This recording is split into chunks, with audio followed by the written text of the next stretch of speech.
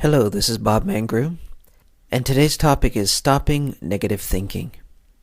The following is an excerpt from the spiritual teacher Anthony DeMello. Why is everyone here so happy except me? Because they have learned to see the goodness and beauty everywhere, said the Master. Why don't I see the goodness and beauty everywhere? Because you cannot see outside of what you fail to see inside. This is a powerful example of why many people are emotionally suffering. They fail to see the goodness and beauty within themselves and the world around them. And the main reason for this is negative thinking. The majority of people's thoughts are on what will go wrong, what is not working, and what I don't have, instead of what is right, what is working, and the things that I do have. The moment we wake up in the morning, our minds get busy thinking about dreadful things, angry things, sad things, or we focus on our insecurities, inadequacies, and limitations. Our mind is more focused on the fearful and ugly, rather than the courageous and beautiful. Make it a regular practice to take a close look at the types of thoughts you're having throughout the day, and then take an even closer look at the kind of day you're having. So the common question I get is, how do I stop negative thoughts? And my answer is, don't believe your negative thoughts. Notice I did not say, think positive. Many people try so hard to think positive without much success. When negative thoughts enter your mind, just notice them and do nothing. Do not give them any realism or power. By forcing yourself to think positive, you are unconsciously telling yourself that negative thoughts are bigger, stronger, and more powerful than you are.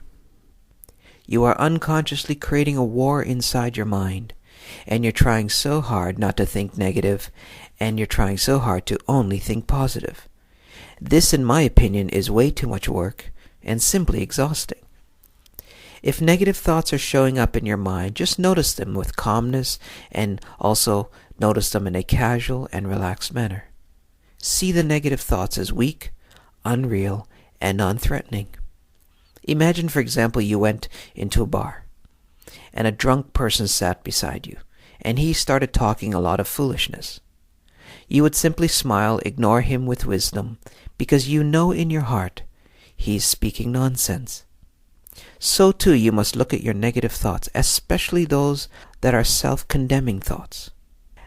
But when you look at your negative thoughts, look at them as not something to fight or to argue with, but rather something to simply ignore. Yes, negative thoughts will keep trying to bother you. And yes, negative thoughts will continuously try to bring you down. But imagine you are speaking to your mind and say things like, cancel that thought. Go away. Leave me alone. Don't bother me right now because I have more important things to think about. Practice to think like this, and you will find that negative thinking will begin to fall away, because your old negativity is losing power. The next thing you want to keep in mind is what you are focusing on. Practice more and more to focus on the beauty in the world. See the miracles and the mystery of nature. Keep your attention on those things that make you smile, that gives you a feeling of inspiration. You can do this whether it is reading positive books, hanging out with people that inspire you, or going for pleasant walks. Keep your attention on things that are working in your life and less on things that are not working. You have the choice and ability to focus on better things, and you have the capacity to snap out of negativity and limitations, but you must make it a regular practice to do so. It will not happen on its own. If you don't guide your mind will naturally pull you into a place of negativity. Let your mind know that you are the boss, and never be afraid of negative or fearful thoughts. As William James, the American psychologist and philosopher, once said, compared to what we ought to be, we are only half awake. We are making use of only a small part of our physical and mental resources. Stating the thing broadly, the human individual thus lives far within his limits. He possesses power of various sorts, which he habitually fails to use. So to close, all your progress in life and your peace of mind begins with your mindset. There is tremendous potential, courage, and beauty within you.